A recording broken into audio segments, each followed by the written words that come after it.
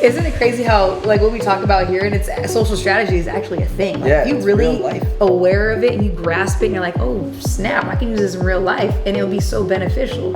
So true. It took us to the freaking end, you know? It did. Like, Big Brother is just Yeah. a culmination of real life. It's like an entire lifetime packed into 99 days. It's like, so wild. It's crazy. It's so wild.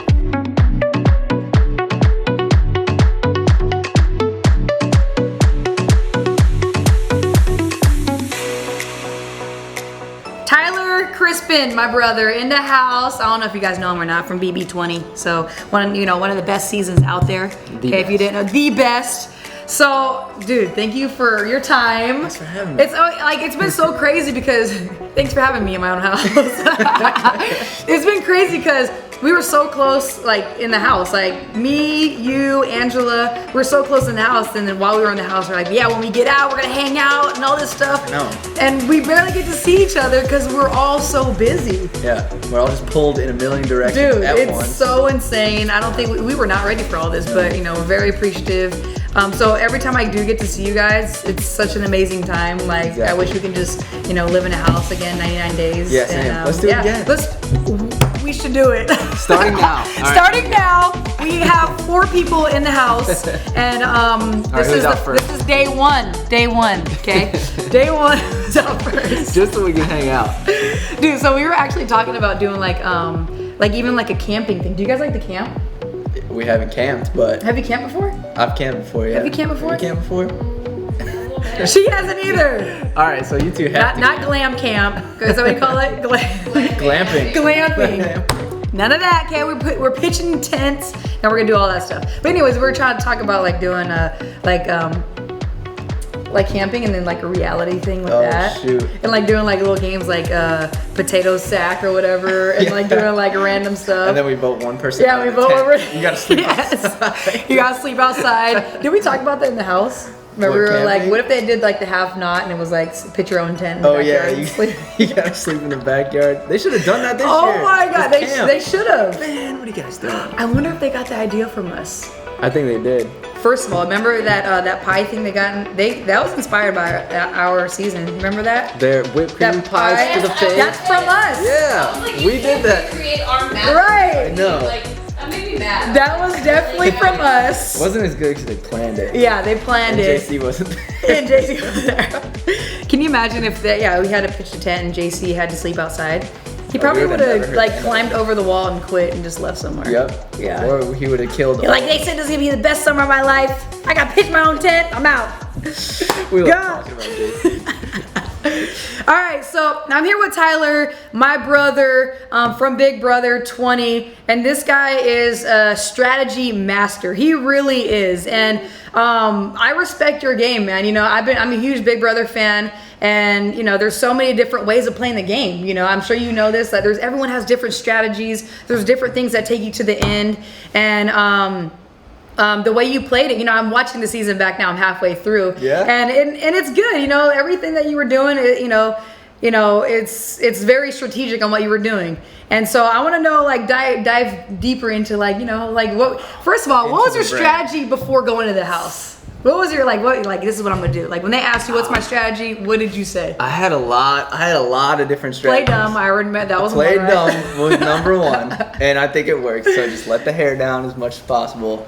I don't know. No, my strategy was to pretty much just at first align with people who other people would not notice as a natural relationship. Yeah. So for that person, when I first got there, I thought was JC. Yeah. So that's why JC and I came so close right Yeah. away. I was like, nobody would ever expect these two to be friends. Right. And then all of a sudden, like, we're just actually natural friends and we just bicker. And Right. then another thing was to align with somebody who I could relate with the most, and that Right. was you. Right. Like day one. Yeah. And then from there, it just started snowballing, and I just started relating to so many different people.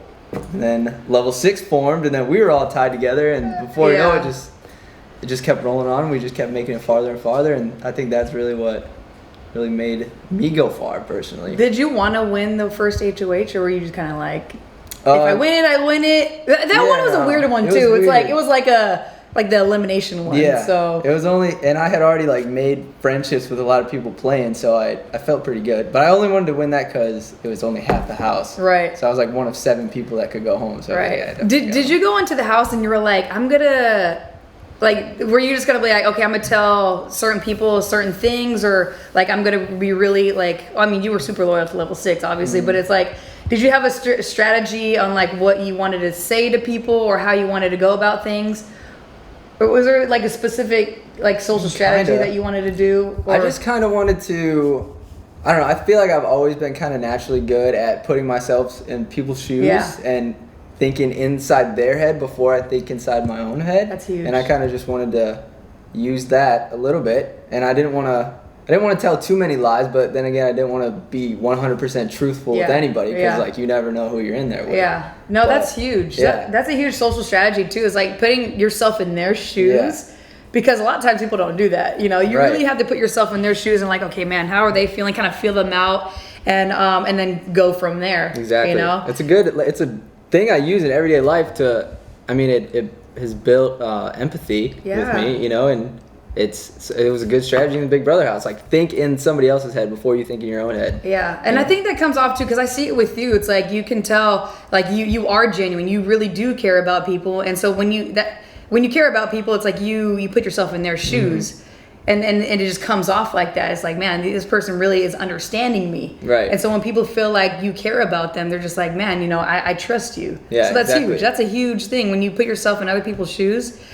I like totally. that. It's crazy. Yes. But in Big Brother, it makes you feel guilty when you do it in Big Brother, though. Like, towards the end of the season, I was fine the whole season. And then once it started cutting down on the numbers, I started getting guilty and I started crying way more in the DR. Just because it was like, man, these people are actually my friends and I'm lying to them, I'm holding info. You know, so Big Brother's tricky because it is like so tricky. the better you get with somebody, the more like it rips you apart inside. So it's weird.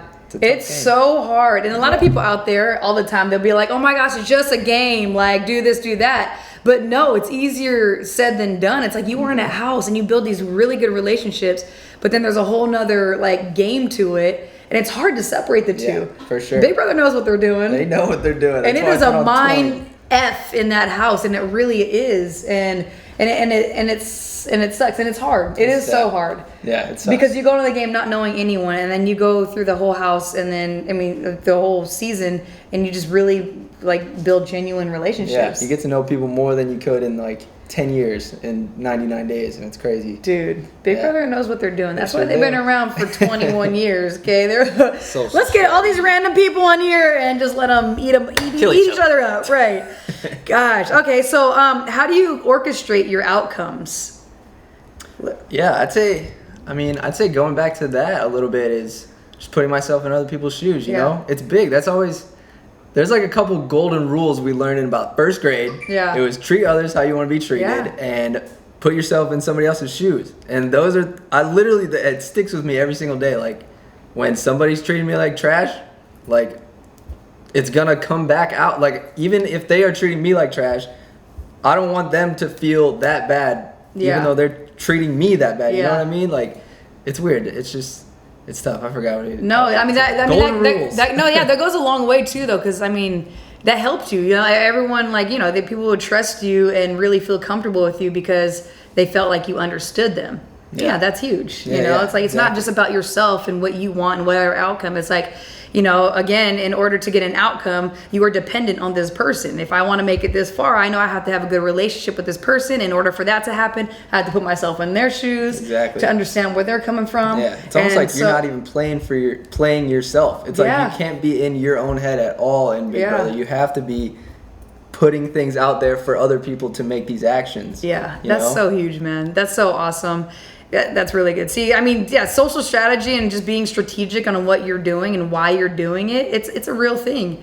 And, it took you very far in the game, and it's so awesome, man. I'm so excited that I got to work with you guys, and we got to, we were amazing. We were an amazing team. We just clicked. So I'm so grateful. Yeah. It was awesome. We're the best. We're the best. Throw us back in there, okay? No. Come on. All right. So how do you how do you flow through unexpected challenges?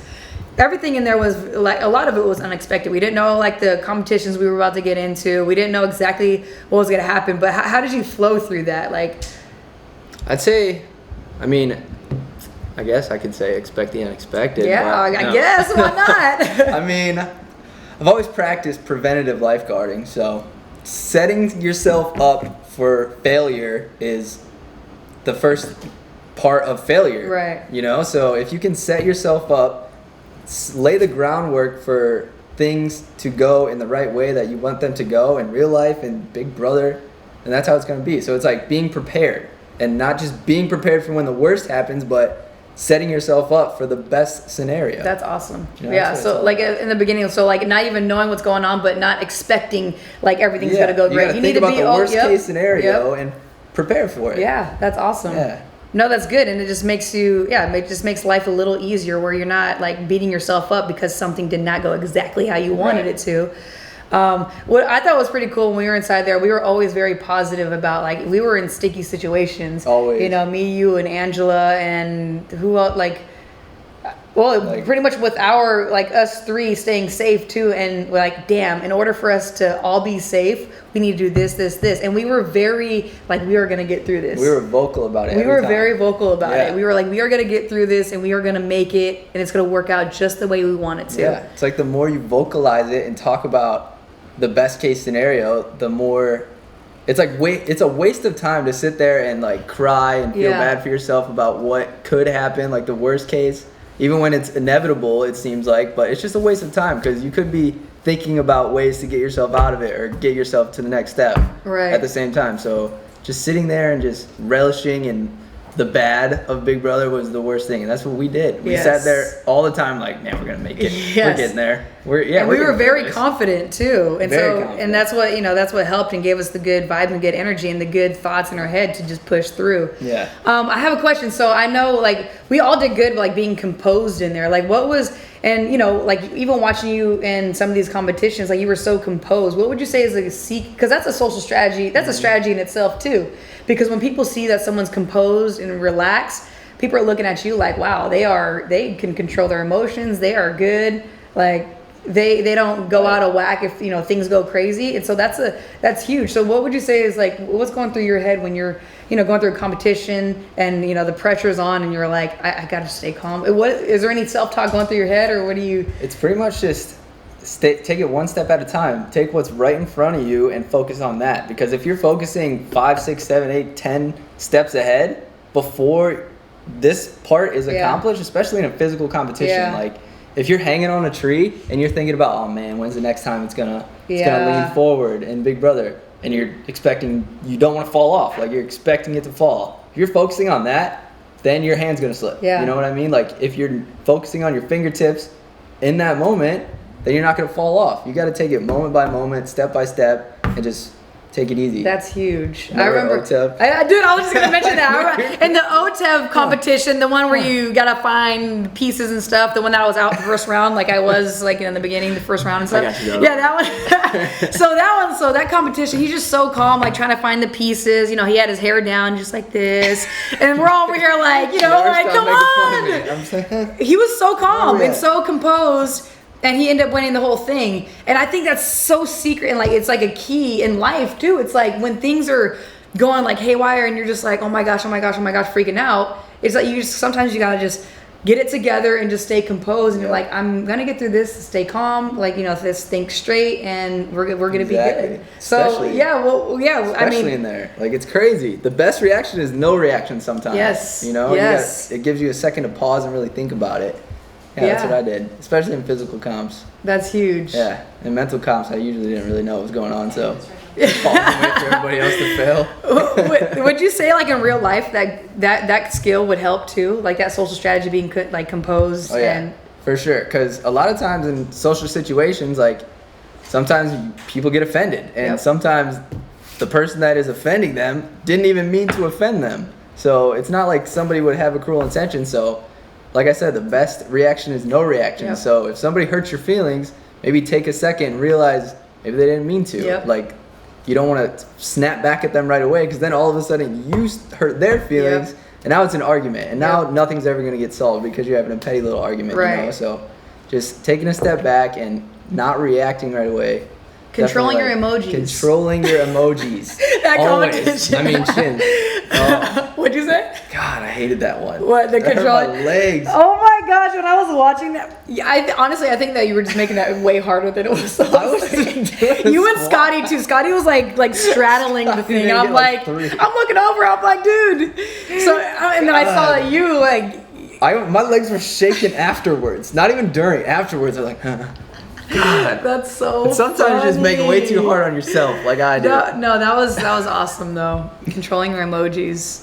Classic comp, man. That was awesome. At least we don't have to do it twice, like season 16. Oh yeah, they had to We had to do redo it it twice. Oh, man, and then the other dude won. I Yeah. would have won if we did. Who won it?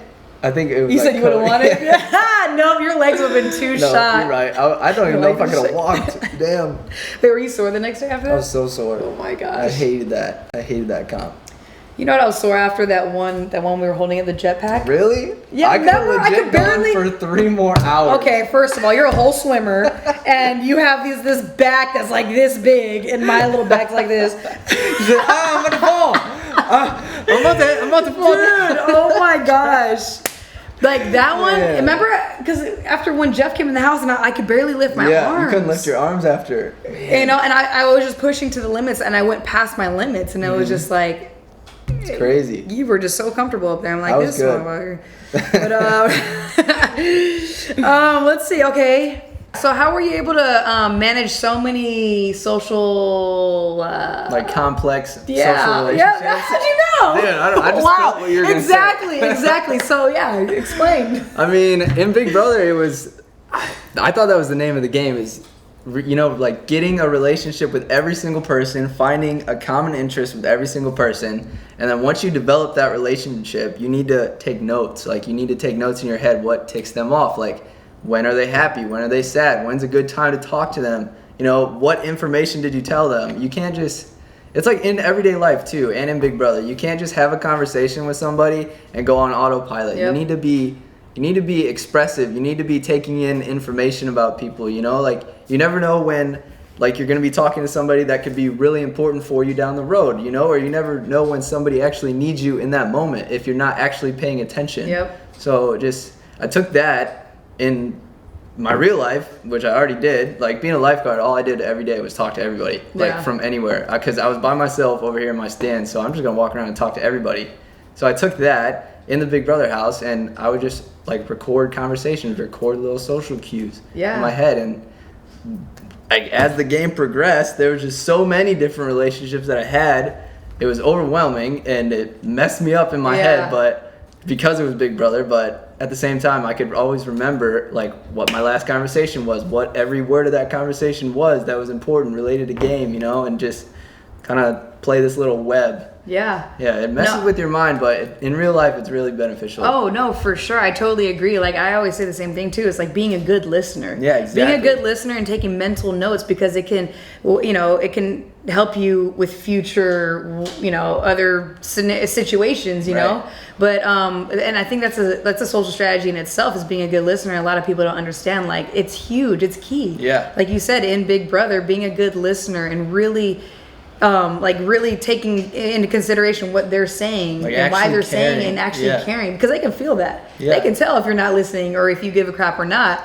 But yeah, you being a good listener and then you taking mental notes to then bring with you and you know through the game, it's huge. Yeah, it's like actually caring is the hard part because I mean it's not the hard part. Actually caring is the important part because some people can have a fake conversation with somebody. But if they don't actually care what the conversation's about, they're not going to remember it, you know? And they're not going to want to do that maintenance later on, especially in Big Brother. But if you actually care, people see that, and they take that too. And then they'll want to share with you more, and they'll realize they need you. And then it's a mutual beneficial relationship. See? Yeah. Social strategist right here. That's a good social strategy. So, yeah, when you guys are having conversations with people, like, don't forget, just be a good listener. Listening. Like, talk less and listen more, for sure. You never know what you can learn when you just sit and listen to somebody. Like, you don't even have to You just go sit I in think front of that's- somebody and stare at them, and you will learn more than you ever would think. I think possible. that's what's huge too, is like us as a group, like, you know, me, you, and Angela, we were able to just take information and keep it and not just blurt out everything, Right. you know what I'm saying? And that's huge, because now you watch this season and people take information. Yeah, you get in the house and you naturally are just bored, and so you just want to talk and tell everyone. But it's so key, Right. just take in what you can, keep it. And if you have some mental notes that need to be used on later on, then use those later on. Use it. But it's Exactly. huge, and it's a social strategy in itself to keep your mouth shut, you know, on Always. purpose. Or if you need to say something, everything you do or say is on purpose. Everything You has know? to be, especially how you listen. Yeah, Yeah, so I for love sure. it. I love it. Like your guys' mindset, you know, your mindset, Angela's mindset on just like, isn't it crazy how like what we talk about here, and it's social strategy is actually a thing. Like Yeah, if you it's really real life. aware of it and you grasp it and you're like, oh snap, I can use this in real life and it'll be so beneficial. So true. It took us to the freaking end, you know? It did. Like Big Brother is just Yeah. a culmination of real life. It's like an entire lifetime packed into 99 days. It's like, so wild. it's crazy. It's so wild. So no, yeah. So let's talk about your new company, doing great things with this, the Knot and Chain. Mm-hmm. Like super excited. If you guys haven't got yours already, what are you waiting for? Kaycee Clark Look how wears it. You should clean too. this is. Super exciting. Now with you know, you and Angela being, you know, like the CEOs of this beautiful jewelry, Knot and Chain. What are some social strategies would you say that, you know, help, you know, as being a CEO and dealing with customers, would you say helps your business? Yeah, I mean, even going back to like the Big Brother thing, it's just letting the natural caring nature that I've like brought on to Yeah. myself or grown up with, however I got it, just let that flow into a business, you know? Put yourself in somebody else's shoes. Like customer service wise, if somebody had an issue with shipping or something, or the design, they don't like it, like put yourself in their shoes. Would you want to spend money on something that you don't really like? You know what I mean?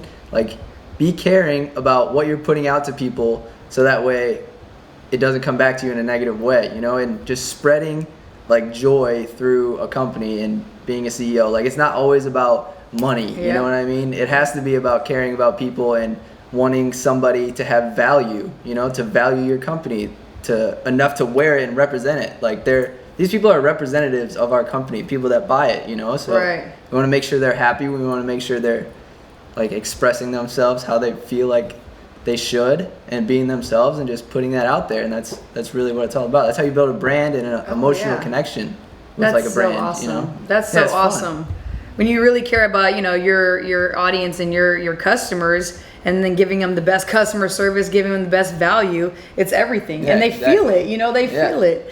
What's the story about, what's the story behind this, like with the Knot and Chain? I think Angela like, can tell you a little bit more about that. but- Yeah, I mean, she you guys are makes it both. herself. You guys are both like. You guys love the, you know, like the sea and the ocean, and right. Mm-hmm. Yeah, we That's- took kind of like both of our passions. Like she really had the business knowledge that Yeah. I didn't have, and I kind of have the just like the ocean vibe. She grew up on Hilton Head too, and just putting those things together and just being able to be creative with it is Yeah. really just a nice little. It's like a creative outlet that we wouldn't otherwise get. I you love know? it. It's awesome. It's Such a hard worker. I'm so proud of you guys. Thanks, So Tina. awesome. Man, I get inspired by them every single day. Like I see you guys on stories, I see you guys on Instagram, like doing the dang thing.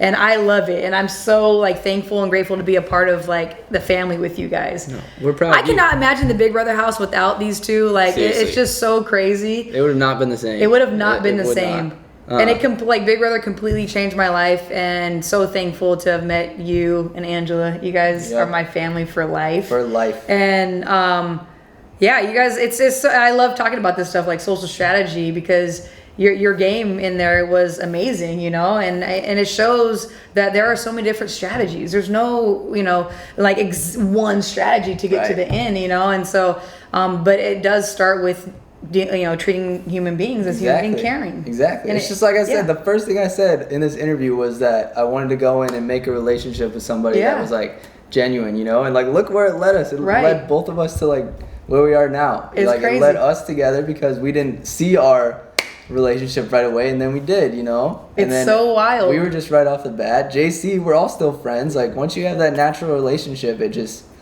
bumps everybody up. You Yep. know what I mean? And then where it Just makes you work want to with like have each other's back and Yeah. not turn on them. And Exactly.